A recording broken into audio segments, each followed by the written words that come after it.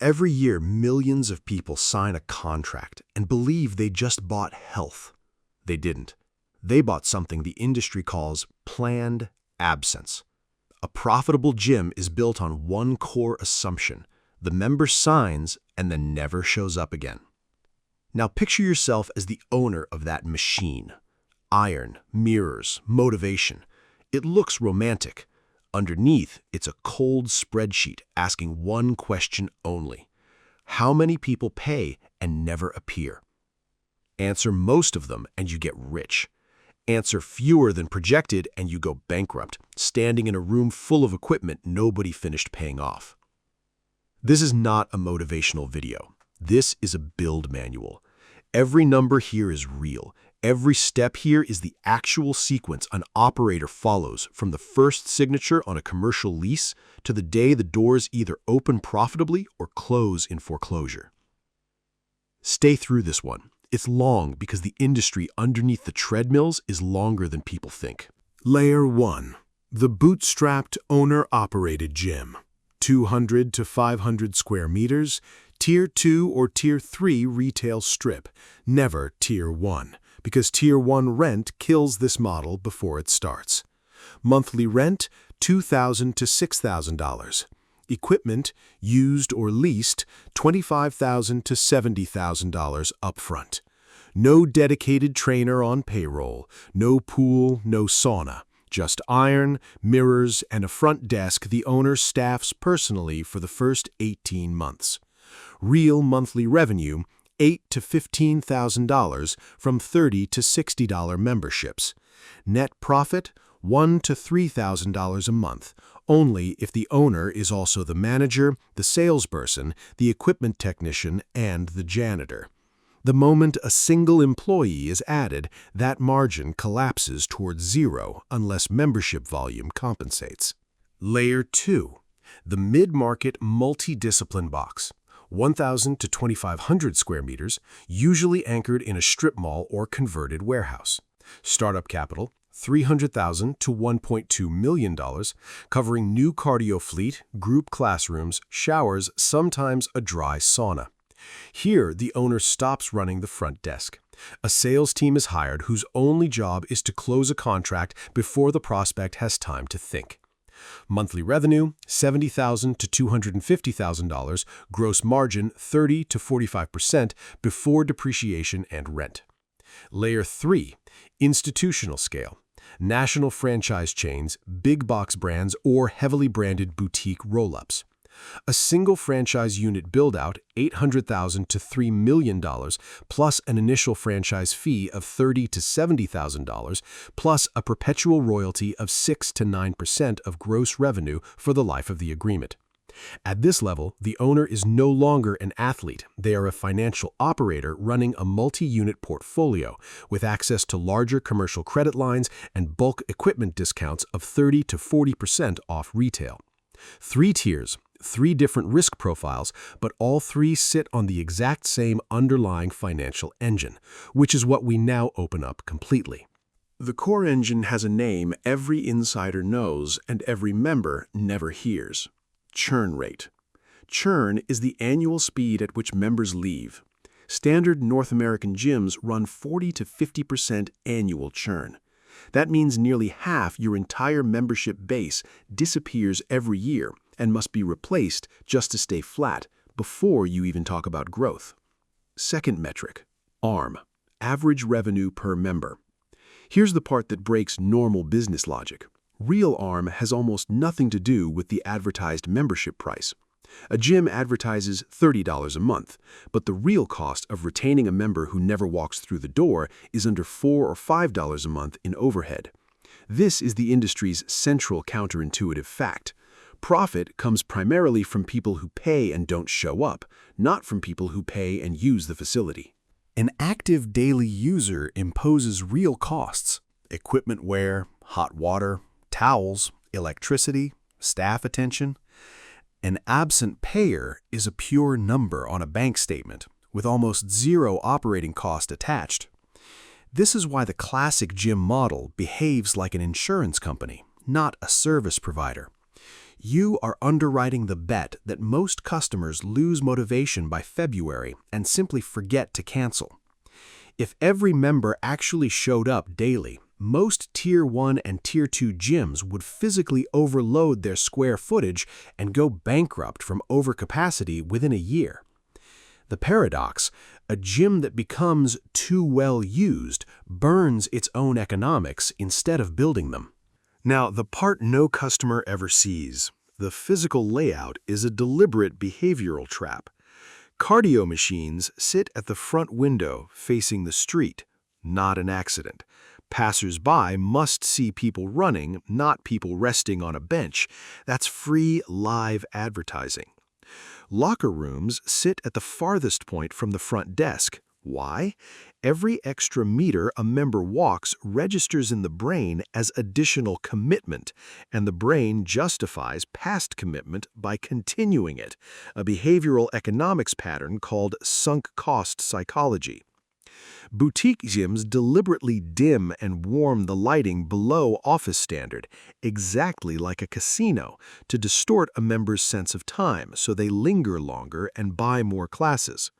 Underneath that warm lighting sits an invisible liability no customer sees: equipment depreciation.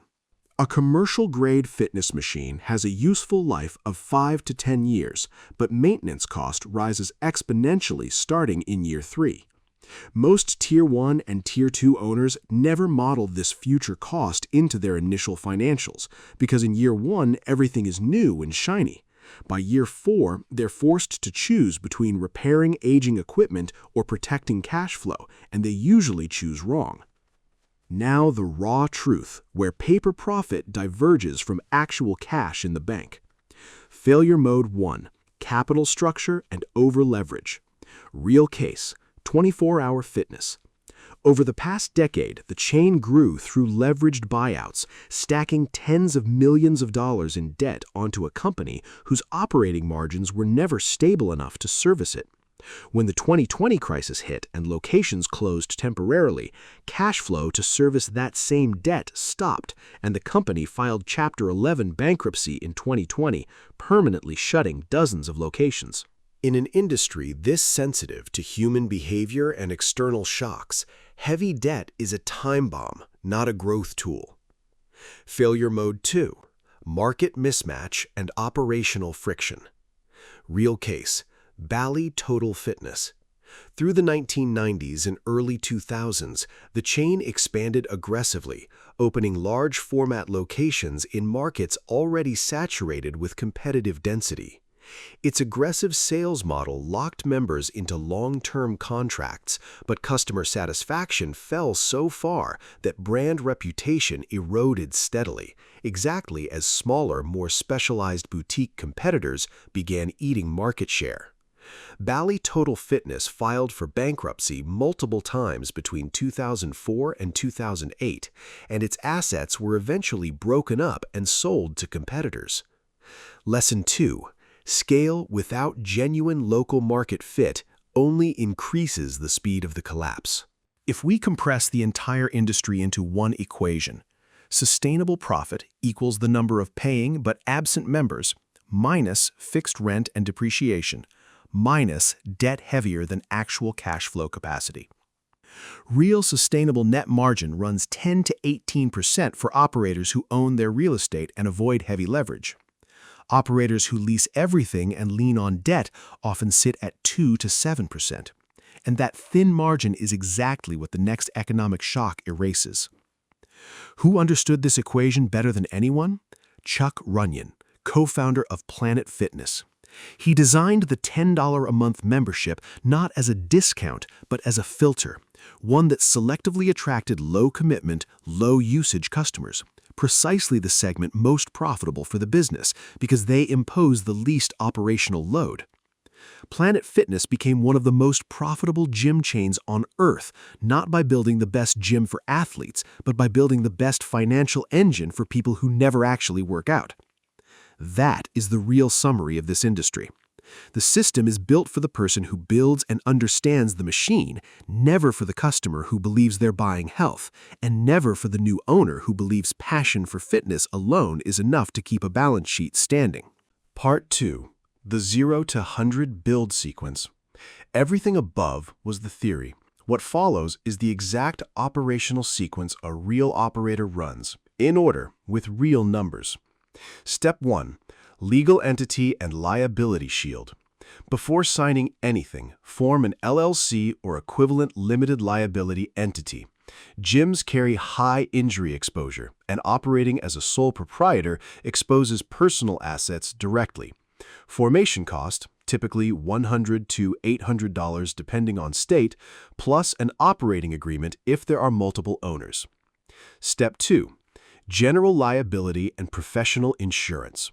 Budget $1,200 to $4,000 annually for general liability, plus product liability if you sell supplements, plus workers' compensation the moment you hire staff. Underwriters will require a signed liability waiver system for every member, reviewed by an attorney, not copied from a template online. Step 3. Zoning and occupancy permits. Commercial fitness use requires a specific zoning classification in most municipalities and a certificate of occupancy tied to maximum capacity, calculated by the fire marshal based on square footage and exit count. This step alone kills a large share of first-time operators who sign a lease before confirming zoning allows fitness use. Step 4. Site selection math. Target a trade radius of roughly a 5 to 8 minute drive. Then pull census data for population density and household income in that radius. Rule of thumb used by multi-unit operators: a viable Tier 2 location needs at least 15,000 residents within that radius with household income above the local median and visible street frontage with at least 40 parking spaces or validated garage access. Step 5. Lease negotiation. Never sign a standard retail lease without a tenant improvement allowance. Landlords routinely offer $15 to $50 per square foot toward build-out for anchor-style tenants like gyms, because your presence drives foot traffic to the rest of the center. Negotiate a rent abatement period of 1 to 3 months to cover the build-out window and cap annual rent escalation at 3%. Step 6. Equipment sourcing. Never buy fully retail. Commercial equipment brokers, equipment auctions from closed gyms, and manufacturer floor model sales routinely offer 30 to 50% discounts. A realistic Tier 1 equipment package: 8 to 12 cardio units, a functional free weight section, 2 to 4 resistance machine circuits for $40,000 to $60,000 total if sourced through brokers instead of direct retail. Step 7. Software and payment infrastructure. A gym-specific management platform is non-negotiable, covering recurring billing, access control, class scheduling, and churn analytics. Budget $150 to $500 a month depending on member count. This single system is what lets you calculate real ARM and real churn instead of guessing. Step 8. Staffing structure. At launch, minimum viable staffing is 1 full-time manager, who is often the owner, plus 2 to 3 part-time front desk staff covering peak hours, 6 a.m. to 9 a.m. and 5 p.m. to 8 p.m., since usage is heavily bimodal around work schedules. Personal trainers are almost never W-2 employees at this stage. They operate as independent contractors, paying the gym a facility usage fee of 20 to 30% of their session revenue. Step 9. Pricing architecture. Build at least 3 membership tiers: a base tier at the local market floor price, a mid-tier bundling 2 to 4 group classes monthly, and a premium tier bundling personal training credits. The mid-tier should be priced to look like the obvious rational choice next to the other two, a pricing psychology technique called anchor and decoy, which reliably shifts 40 to 60% of new signups toward the higher margin mid-tier. Step 10. The pre-sale and founding member campaign. Before opening day, run a 90-day pre-sale at 20 to 30% below eventual list price, capped at a fixed number of founding memberships. This does two things simultaneously. It generates working capital before rent obligations begin, and it creates real member density on day one, which is what actually drives organic referral, not advertising spend. Step 11. The break-even calculation. Take total fixed monthly cost, rent, loan service, insurance, base payroll, software. Divide by average net revenue per member after processing fees and churn-adjusted retention. That gives you the exact member count required to break even. Below that number every month is a cash burn month. Above it, every additional member is close to pure margin, because your major fixed costs don't scale linearly with headcount. Step 12. The first 90 days after opening. Track weekly churn and daily check-in counts from day one, not month one. Early warning signs. Check-in rates dropping below 15% of active members within the first 8 weeks predict a spike in cancellations roughly 90 days later and give you a window to intervene with retention offers before the cancellation wave actually hits your books. Step 13. The 18-month equipment reserve. Starting in month 1, set aside a fixed percentage of gross revenue, typically 8 to 12%, into a dedicated equipment reserve account that you never touch for operating expenses. This is the exact fund most failed Tier 1 and Tier 2 operators never built, which is why Year 4 equipment failure becomes a cash crisis instead of a routine budgeted expense. Step 14. The scale decision. Only open a second location once the first location has run at positive net cash flow after debt service for a minimum of 12 consecutive months, and once you have documented written standard operating procedures for every front desk, sales, and maintenance task. Multi-unit operators who skip documentation and scale on gut feeling are the ones who show up later as the case studies in videos exactly like this one. That is the complete sequence, from empty commercial shell to functioning financial engine. Every number above is a real operating benchmark used inside the industry, not marketing copy from a franchise brochure. Final balance sheet. Sustainable profit equals paying but absent members minus fixed cost and depreciation minus debt heavier than real cash flow minus a founder who skips the 14 steps above because passion for fitness felt like enough. Realistic net margin 10 to 18% for the disciplined operator, 2 to 7% for the leveraged gambler, and negative for the one who never built the equipment reserve. Chuck Runyon built the filter. Bally Total Fitness built the debt trap. 24-Hour Fitness built the leverage bomb. The machine doesn't care which one you become. It only rewards the operator who read this far and actually wrote the 14 steps down.